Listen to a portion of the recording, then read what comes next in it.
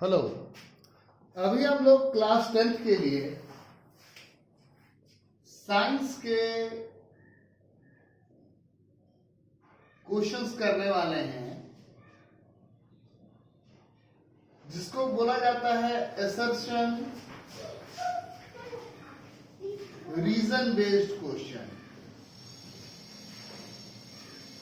ये जो क्वेश्चन है ये अभी बोर्ड में भी, प्री बोर्ड में भी हर जगह पूछते हैं, असर्शन रीजन बेस्ड क्वेश्चन। मैं आपको कुछ चीजें पहले ही समझा देता हूं। असर्शन का मतलब होता है अभिकथन,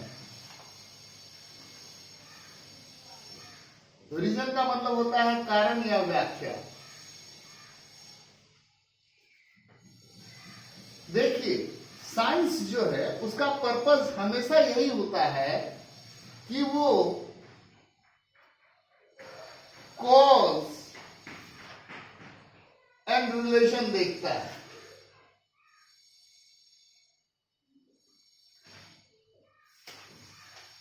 कॉज एंड इफेक्ट के बीच में, मतलब कारण क्या था, उसका प्रभाव क्या था, इसके बीच में रिलेशन देखता है। अब इस तरह के जो क्वेश्चन होते हैं उसमें आपको क्वेश्चन के शुरू में कुछ इंफॉर्मेशन दे दिया जाता है। वो इंफॉर्मेशन क्या होता है वो भी मैं समझा देता हूं। जो बोलता है कि इसमें आपको आंसर लिखना होता है ए बी सी डी, ये 4 ऑप्शन देना होता है। उसमें से कोई आपको एक चूज करना होता है। आप ए चूज करोगे, इसका क्या मतलब है, बी चूज करोगे उसका क्या मतलब है, सी चूज करोगे उसका क्या मतलब है, और डी चूज करोगे उसका क्या मतलब है, वो मैं समझा देता हूं। आप ए चूज करोगे कब, जबकि आपका असर्शन और रीजन दोनों सही हो, और रीजन जो है वो असर्शन की सही व्याख्या करता हो। आप बी चूज करोगे जब असर्शन और रीजन दोनों सही हो, लेकिन रीजन जो है वो असर्शन की व्याख्या ना करता हो। आप ऑप्शन नंबर सी चूज करोगे जब असर्शन अभिकथन सही है लेकिन रीजन गलत है, और आप ऑप्शन नंबर डी चूज करोगे जब असर्शन भी गलत है और रीजन भी गलत है। अब इस चीज को एक नॉर्मल लैंग्वेज में समझो।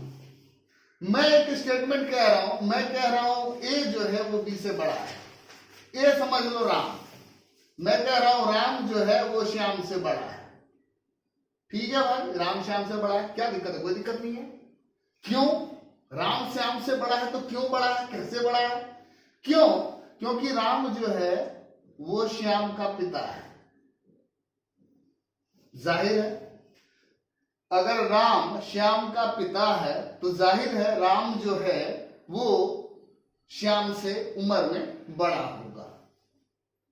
तो यहां पर हमारा आंसर क्या हो जाएगा? Option A. पूछो क्यों?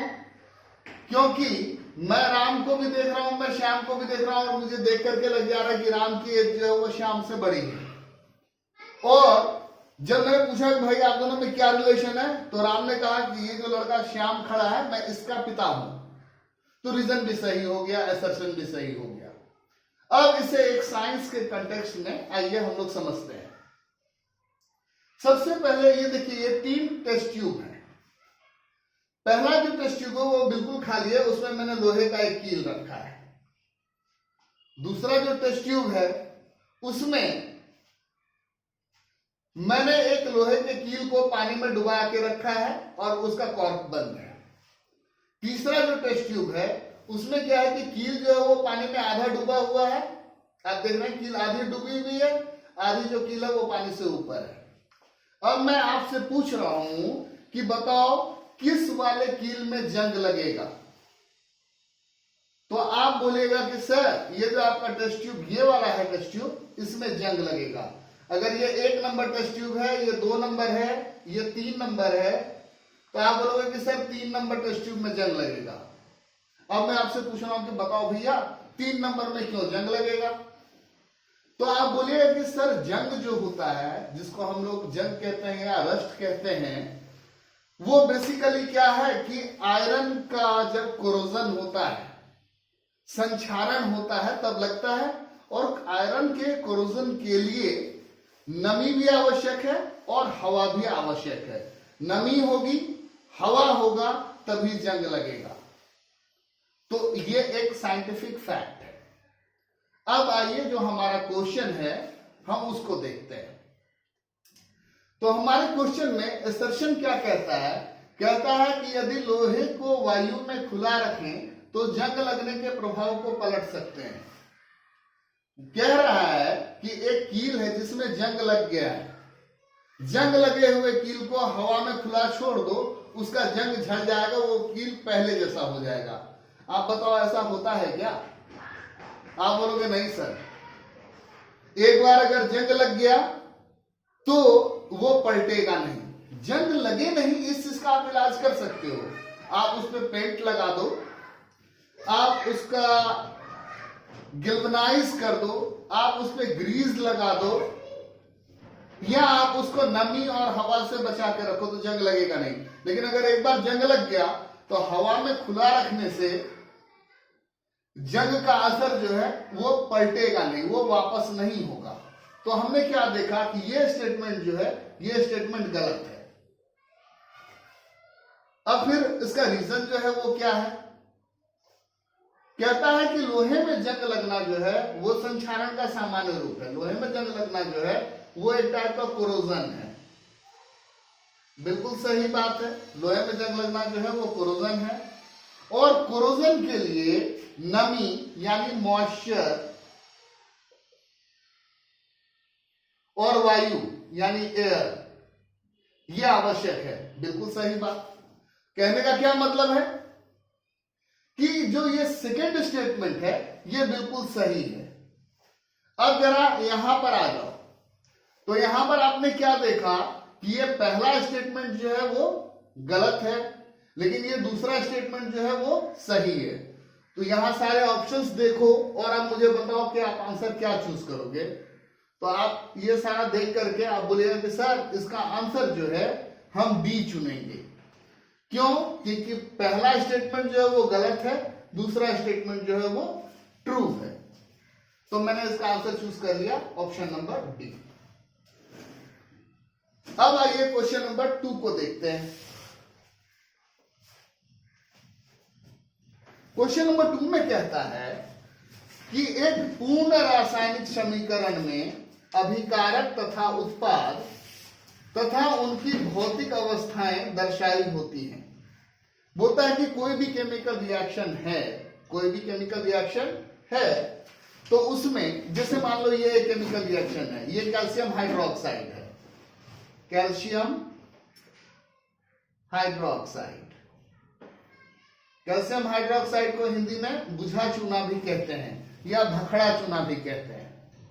और ये कार्बन डाइऑक्साइड है। ये दोनों जब रिएक्शन करेगा तो कैल्शियम कार्बोनेट बनेगा। ये इक्वेशन आप बचपन से पढ़ते आ रहे हैं।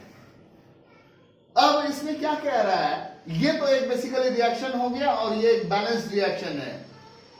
जो लेफ्ट हैंड साइड में है उसको हम रिएक्टेंट या अभिकारक कहते हैं, जो राइट हैंड साइड में है उसको हम प्रोडक्ट या उत्पाद कहते हैं। तो ये इक्वेशन भी है, ये बैलेंस्ड भी है। इक्वेशन है वो बैलेंस्ड है। यहां पर पूछा गया है कि पूर्ण, कंप्लीट। तो इसको अगर आपको कंप्लीट करना है तो उसमें क्या होगा कि रिएक्टेंट जो है उसका फिजिकल स्टेट भी लिखना पड़ेगा। तो ये अगर सॉलिड फॉर्म में होगा, ये अगर गैस फॉर्म में होगा तो कोई रिएक्शन नहीं होगा। बेसिकली इसको क्या होना पड़ेगा, लिक्विड फॉर्म में, ये गैसियस फॉर्म में, तभी जाकर के ये रिएक्शन होगा। क्लियर आ रही है बात समझ में? तो क्या बोलता है कि अगर एक कंप्लीट केमिकल इक्वेशन होगा तो रिएक्टेंट लिखे होंगे, प्रोडक्ट लिखे होंगे और उनका फिजिकल स्टेट लिखा होगा।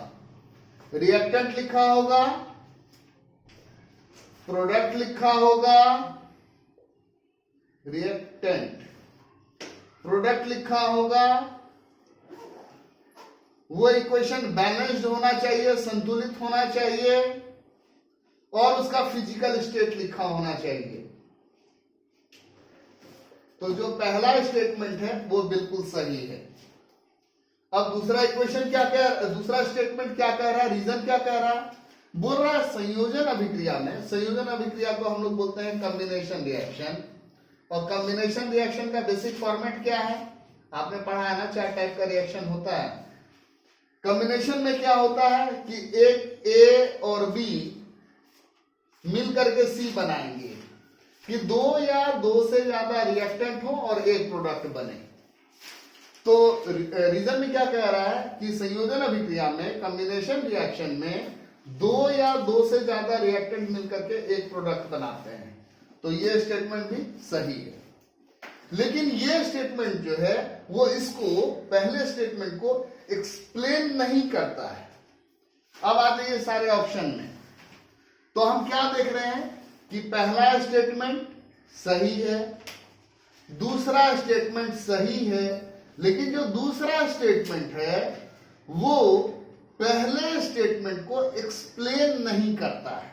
यहां पर तो यही सिनेरियो है ना, पहला स्टेटमेंट सही है, दूसरा स्टेटमेंट सही है, लेकिन दूसरा स्टेटमेंट जो है वो पहले स्टेटमेंट को पूरा पूरा एक्सप्लेन नहीं करता है। यानी इसका आंसर क्या हो जाएगा, ऑप्शन नंबर बी। अब आइए क्वेश्चन नंबर 3 में।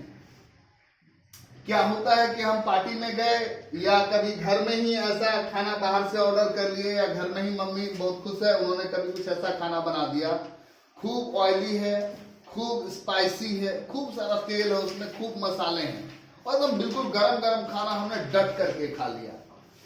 गरम गरम खाना डट करके खा लिया जिसमें ढेर सारा तेल है, ढेर सारा मसाला है, क्या होगा, रात में पेट में गैस बनेगा, दर्द होगा, और हम बोलेंगे भाई मुझे एसिडिटी हो रखी है, मुझे क्या हो रखी है, एसिडिटी हो रखी है।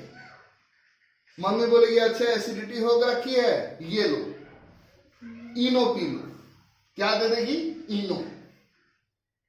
या milk of magnesia, milk of magnesia, magnesium hydroxide, या डाइजिन सिरप दे देगी, डाइजिन सिरप।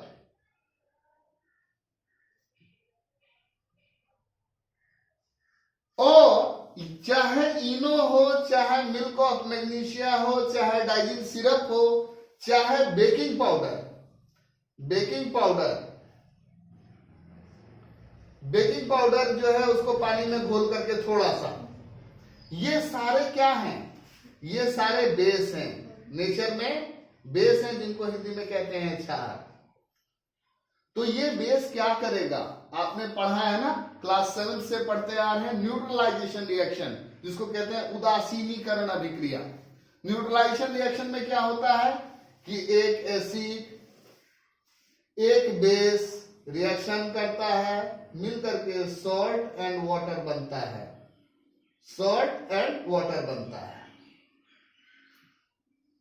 तो ये हो जाएगा न्यूट्रलाइजेशन रिएक्शन। तो क्या कहता है, अब बिल्कुल घूम करके क्वेश्चन पे डायरेक्ट आते हैं। बोलता है प्रतिअम्ल एंटासिड जो है उसका प्रयोग हम लोग तब करते हैं जब अपच हो जाए, इनडाइजेशन हो जाए, और इनडाइजेशन की वजह से दर्द हो, पेन हो और जलन हो, बर्निंग फीलिंग, बर्निंग सेंसेशन हो।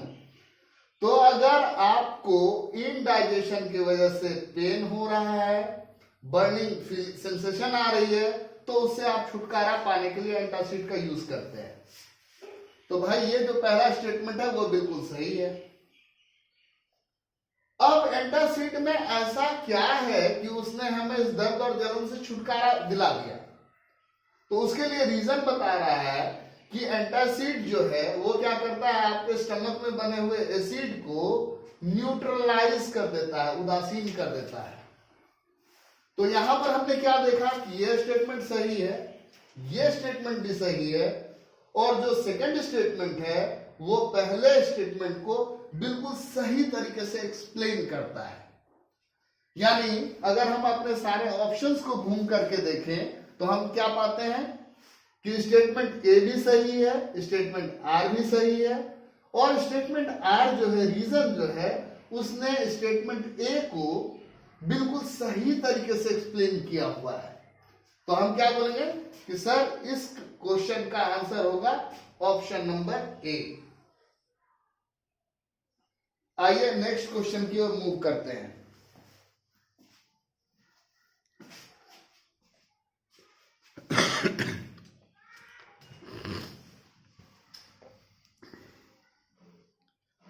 मैं दूसरे बोर्ड पे चल रहा हूं।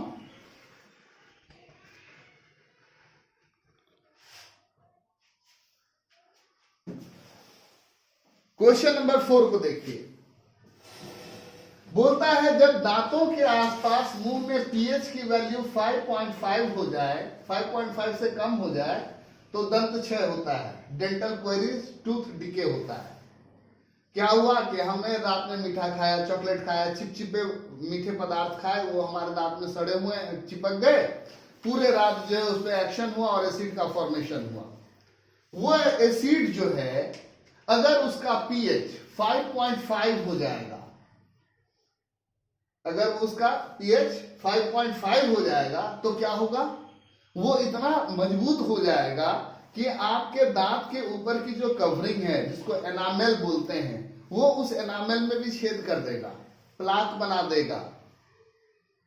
तो जो पहला स्टेटमेंट है वो बिल्कुल सही है। 7 है तो न्यूट्रल है, 7 से नीचे गया तो एसिड बना। जिसका पीएच 3 होगा और जिसका पीएच 4 होगा तो 3 वाला जो है वो 4 वाले से ज्यादा स्ट्रॉन्ग एसिड होगा। जब डाइल्यूट करेंगे तो पीएच बढ़ जाता है। और हम लोग जब एसिड रेन की भी बात करते हैं, एसिड रेन की भी बात करते हैं तो क्या हुआ, फॉसिल फ्यूल जलाए, उससे कार्बन डाइऑक्साइड निकला, उसको पानी में घुला, कार्बोनिक एसिड बन गया। सल्फर डाइऑक्साइड, सल्फर जला, बारूद जला, उससे सल्फर डाइऑक्साइड निकला, पानी में घुल गया, सल्फ्यूरस एसिड बन गया। नाइट्रोजन को जला, मतलब कोई नाइट्रोजन वाला सब्सटेंस जला तो नाइट्रस ऑक्साइड बना, उसको पानी में घोले तो नाइट्रस एसिड बना। और ये सारा मिल करके अगर वर्षा के पानी से मिल गया और उसका पीएच 5.5 से कम हो गया या 5.5 हो गया तो वो एसिड रेन कहलाता है।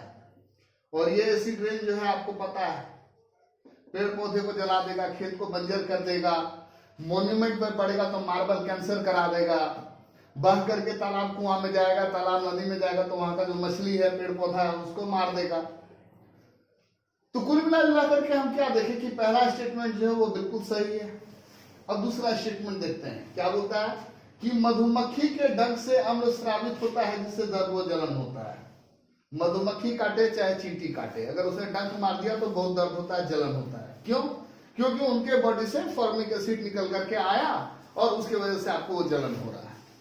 तो दूसरा स्टेटमेंट भी सही है, लेकिन ये दूसरा स्टेटमेंट जो है वो पहले स्टेटमेंट को एक्सप्लेन नहीं कर रहा है। तो हमारा आंसर क्या हो जाएगा, ऑप्शन नंबर बी, कि असर्शन भी सही है, रीजन भी सही है, लेकिन रीजन जो है वो असर्शन को एक्सप्लेन नहीं करता है। क्वेश्चन नंबर 5 को देखिए।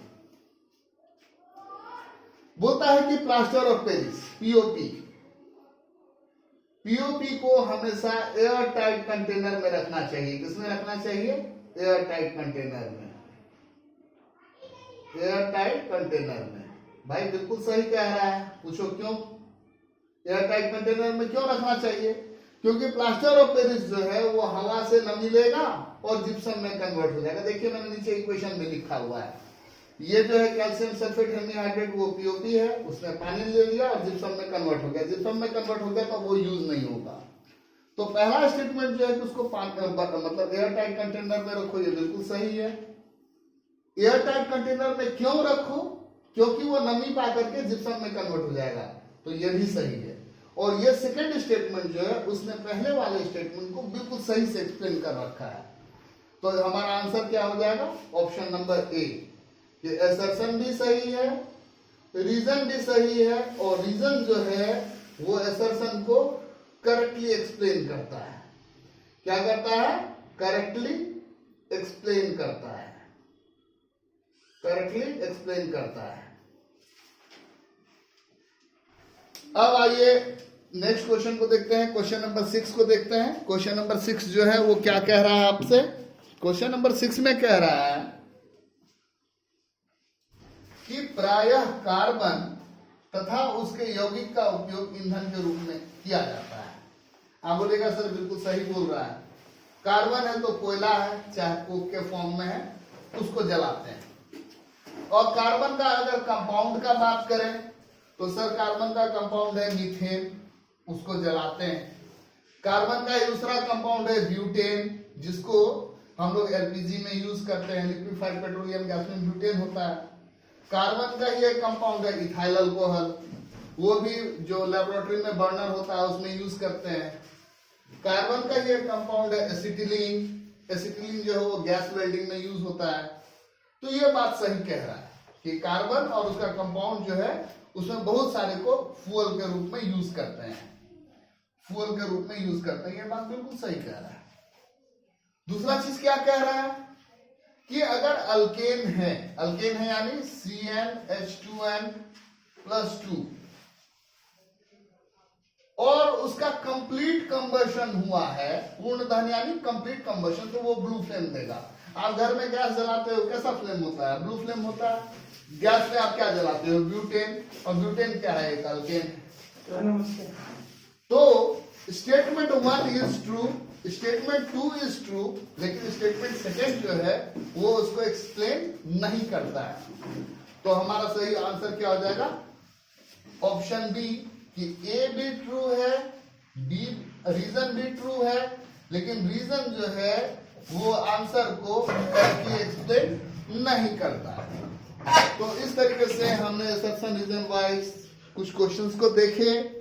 ऐसे ही बहुत सारे क्वेश्चन जो हैं वो मैं और करवाऊंगा आपको, और आप इसकी ढेर से सारे क्वेश्चंस का ऐसा प्रैक्टिस कीजिए, क्योंकि ये बहुत इंपॉर्टेंट होता है, और अगर आपकी प्रैक्टिस नहीं हो रखी है तो आप उलझ सकते हैं। Thank you.